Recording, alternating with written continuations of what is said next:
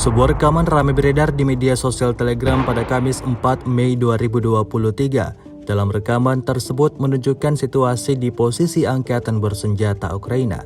Di sana, terlihat sekelompok tentara Ukraina yang tampak siaga mengantisipasi terjadinya denazifikasi. Sebagian dari mereka tampak beristirahat, sedang lainnya terlihat berjaga.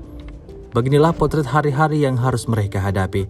Hidup dalam ancaman, hidup dalam kerisauan. Satu hal yang menyita perhatian warganet pada video ini, suara rentetan tembakan di hutan Kremenski tersebut.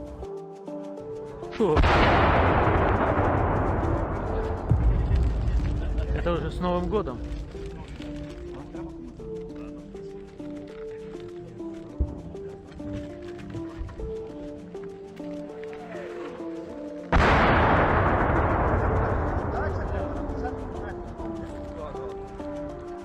Setahun berlangsung invasi, Rusia melaporkan secara total 416 pesawat Ukraina, 230 helikopter, 3.935 kendaraan udara tak berawak, 421 sistem rudal anti pesawat dieliminir sejak awal operasi khusus. Sementara itu dari kubu Kiev, Kementerian Pertahanan Ukraina melaporkan 520 tentara Rusia dieliminir dalam sehari terakhir. Total 191.940 prajurit Federasi Rusia meninggal sejak awal konflik hingga hari ke-434.